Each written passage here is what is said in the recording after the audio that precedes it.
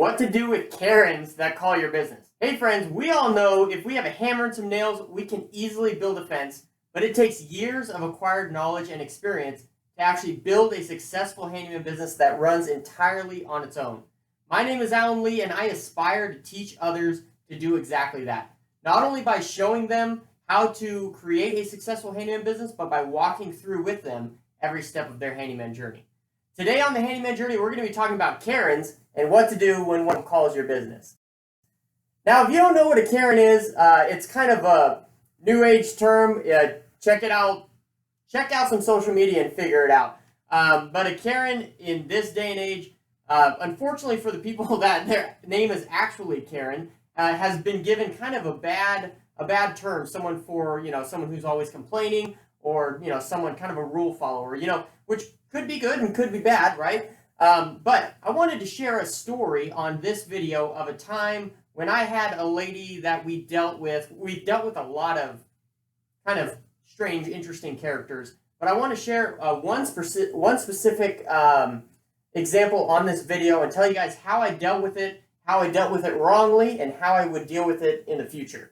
Okay, so we had a gal that called our business during this whole pandemic crisis. So we did a virtual inspection, which we'll get into those a little bit more as we go on this video. But sometimes those are good, sometimes those are bad. In this case, it was bad. I had never met this lady, gave her an estimate relating off some pictures. We talked on the phone. So I gave her an estimate. And on one of the items on the estimate was to basically raise up this entertainment center that her TV hung on. So that basically, because there was an outlet a little bit low, and so when the entertainment center was installed, it was installed where it was covering half of the outlet, and she needed it raised up, maybe 3 or 4 inches. And I asked her, well, who installed it in the first place? She said a handyman came and installed it, and then they installed it too low. She called them and asked them if they would come back and raise it up a few inches, and they gave her her money back and said, we're not going to work with you anymore. So that should have been clue number 1. But I'm like, okay, that's kind of weird. Who doesn't stand behind their work? But I can understand now, and you'll understand too as we get more into this. So anyways, we go there. It's a really not very well assembled piece of equipment. Basically, there's a top piece where the TV actually hangs, and then there's a piece below that with drawers and stuff like that. And it's all made out of particle board. We'll get into that a little bit later. But okay, so we are raising it up. We got the top section raised up. We're raising up the bottom section, and we're getting ready to basically screw it into some studs so that it's secured to the wall. It has French cleats that it hangs on, but we wanted to secure it to the wall because she has a daycare. Red flag number 2. We'll get into that later. She has a daycare, and kids bump into that stuff and all that. So she didn't want a kid bumping into it popping off the French cleat and coming off. Okay. So we raised everything up a few inches. We're getting ready to screw these into the stud, and the whole thing the right side had, because we were working on the left, so the right side had popped off the French cleat, fell and hit the ground. Okay, we lift it back up, and we go to screw it back into the stud again, and it pops off the French cleat again, hits the ground. This time it breaks into 1,000 pieces. Okay, now something that I learned right off the bat. I was there. Me and my technician Frank were there. Frank was the one doing the work. I was over working on some blinds, installing some blinds at the same house. That should have been a 2-person job. So lesson number 1 was for me when 2 people are needed on a job, make sure they're there. The first time that thing popped off that French cleat, I should have been over there holding that right side so it didn't do it again. So, and that's the whole thing about this whole Karen thing and dealing with customers that don't necessarily see things the way you do. Is, again, this falls back to things that we've talked about in the past. You have 2 choices when it comes to mentality. You can either live in the victim mentality or the champion mentality. And if you know us, if you've been following the Handyman Journey for a while, we teach people to follow the champion mentality. And us as people, we default to the victim mentality. So it's quite hard sometimes to live in that champion mentality. So with that, I choose through everything I do to take the blame, okay? And if it's not fully me to blame, then I at least claim my part in the issue. Because no matter what the issue is, you most likely always have some sort of role to play in the whole situation, right? Even if it's not all your fault, you played some role in it, okay? So I should have been over there. Should have been a 2-man job. Okay, so this thing breaks into 1,000 pieces. So we haul it out, and I start talking to her, and I'm like, I'm obviously a man of my word. I'm going to replace it. I'm going to get you something new. We're going to get you something that works better. I tell her that this thing is made out of complete particle board, so it's not the best furniture, especially to have around with kids. Okay, so I tried talking to her into something that is a better quality, basically. But no, she's adamant. She's like, no, I want exactly that. I want a new one of those. Okay. We look it up, $600. I'm like, man, that hurts. Okay. So we go, we special order one. $600 comes in. About a month later, because we had to wait for it to be special ordered. A month later, we get it in. We go out to the lady's house, and we assemble the new one. We hang it. We take really good caution assembling it because it's made out of particle board. We want to do the best job we can. We get it all mounted, okay? And the old one, we take the TV off, right? And we set it over in the other room. Make sure it's just out of the way over there in the corner. We get the new one all assembled, hung on the wall, screwed into the studs. Everything goes great. Me and Frank work together. Teamwork. It doesn't fall off the French cleat at all. But sure enough, right when we were about to be done, her assistant actually knocks over the TV on accident. She's over there talking to one of the kids' parents, and she bumps the TV with her foot. It falls face first, and it breaks. Okay? I mean, visually, you can't see anything wrong with it, but once I plug it in, it's got a big old crack right down the middle of it. And so anyways, so before we plugged it in, it fell over. I went over there, picked it back up, just set it there. And then no more than 10, 15 minutes later, one of the kids knocks it over, and it lands face first. Okay, so when we're all done, I put it up on the wall, plug it in, there's a big old crack. And these people are like, oh man, they're all, they're just blown away, And I was too. I'm like, are you kidding me, right? And so I wrote up this whole contract with her, and I said, because the client blamed her assistant for knocking over the TV, which her assistant did knock over the TV. That's fair enough. I mean, she went over there, she accidentally kicked it. So I wrote out this whole contract saying this is what we did. We paid $600 for this part. We replaced the entertainment center. We hung the TV. During this whole ordeal, the TV fell and it broke. And our client and her assistant have figured out to replace it themselves. Okay, I bring that to the client at the end of our job when we're ready to leave. And this took us probably 4 hours. So we lost the whole half a day plus $600 materials.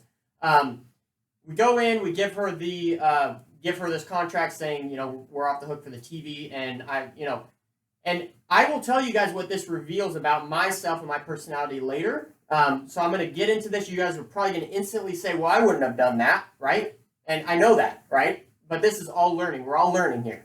And I've learned from my mistakes, and we're going to go through that. Okay? So I go in, give our client the contract, and I say, how does this sound to you? Does this sound fair?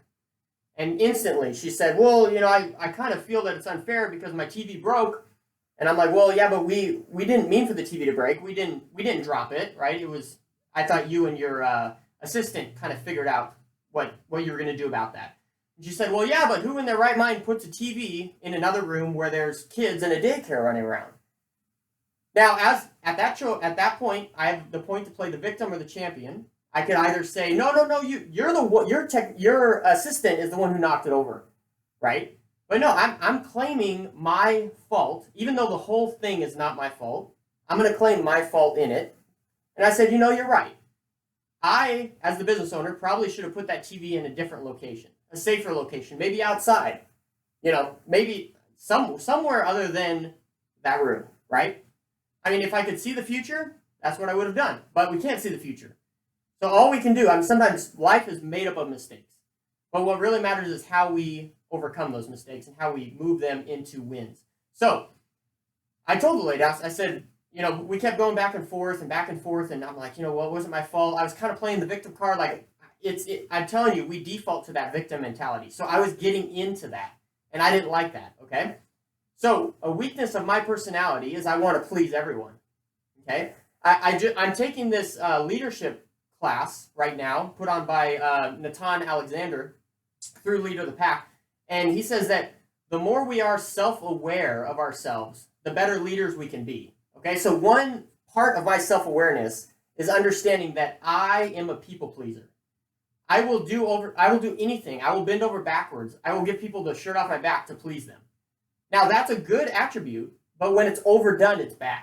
Okay? So the moment I saw my client disliking the service we were getting or disliking the contract, I caved in and I said, well, if you want me to send you a $300 check for that TV, I will. And I admit, I said it with kind of some victim mentality in me. I'm like, if you want me to send you a check, I will. You know? And our client was super, super chill because I'm like, we've always been cordial together. We've worked well together. You know, I would love to continue this relationship as a mutually beneficial relationship. Her assistant, who was going to be on the hook for the TV, I could look at her and she was like, yeah. Like she wanted our client to take that $300.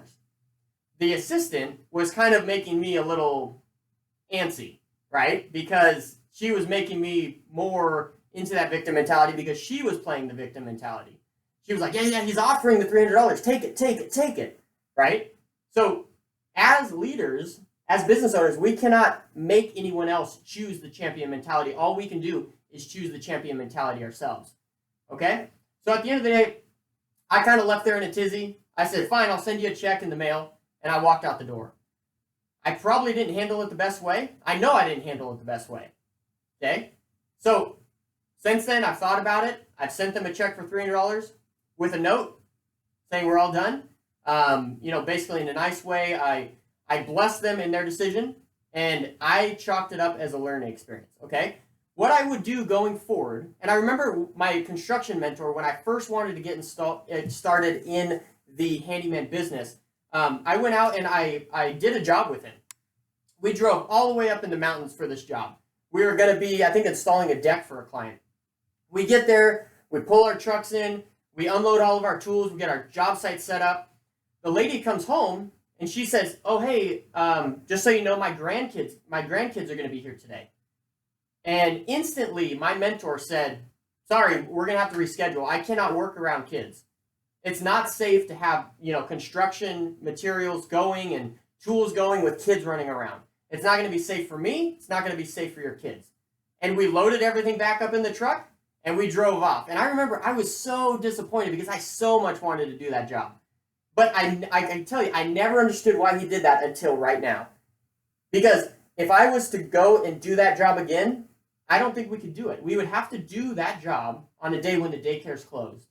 I mean, it's not safe for anyone. It's not safe, it's not productive, it's not efficient to be working around when there's kids running around, kids screaming. In a construction atmosphere, you cannot be having a daycare running. Okay? And I'm choosing as a champion mentality to not blame them for that, but to blame myself. Okay? Going forward, if someone wanted me to do work and they had a daycare, I'm more than happy to work with them. But we need to schedule it on a day when the daycare is closed. That's our new policy. Okay? So that is one huge thing that I learned from this job, was to make sure that your surroundings are safe for a construction environment. Okay? Another thing that I learned is that I don't always need to please people. Sometimes I can allow people to live in the mistakes that they've done. Okay? Just like I want to live in the mistakes that I make and I want to learn from them, I need to also allow other people, even my clients, to learn from the mistakes that they make too.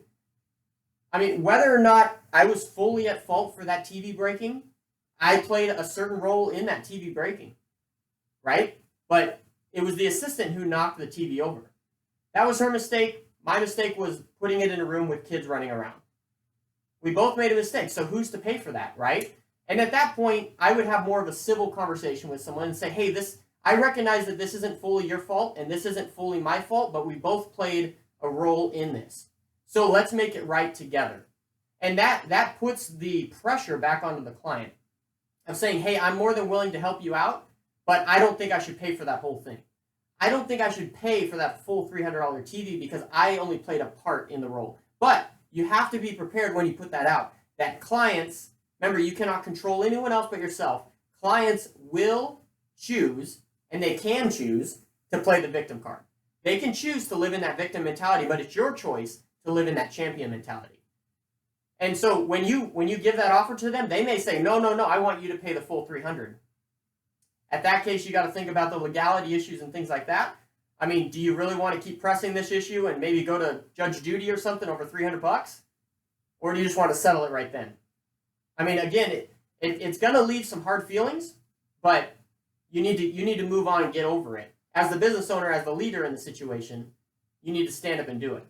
Another thing that my leadership coach, Natan Alexander, says is that where there is no man, stand up and be the man. Where there is a man, support the man. Okay? So, and you could take that as leader. Where there is no leader, stand up and be the leader. Where there is a leader, support the leader. So if there's a situation just like this where there's not a leader, you need to stand up and be the leader and tell them how things are going to go, but be ready for them not to want to go where you want to go, because that's their prerogative. They can definitely do that. So teamwork is very important. When you need two people, get two people. Don't work in an unsafe environment. These are my takeaways. Okay, don't work in an unsafe environment, especially a daycare where there's kids running around, assistants running around, things that can cause issues with your job. Okay, because when you touch anything in a job, you own that. So you need to make sure that is in a safe location where no harm is going to come to it until you reinstall it, get paid, and get out of there. So this is the way that I have chosen, that a champion mentality chooses, that I would call you guys to interact with what this modern day era calls the Karen, right? Someone who maybe isn't wanting to be fully cooperative. You be the cooperative one, okay? Because at the end of the day, you can't change anyone else's thoughts or actions or deeds. All you can do is change your own. So this has been one story of many where I've dealt with clients and jobs that haven't gone particularly well. So I would love to hear in the comment section some jobs of yours that didn't go particularly well and how you handled them. And what are you choosing to learn from those jobs? That's the most important right there, is what are you choosing to learn from those jobs? So leave me a comment, like this video, and subscribe to this channel. Would absolutely love to talk with you guys in the comment section. Have a fantastic day, and we'll catch you guys on the next one.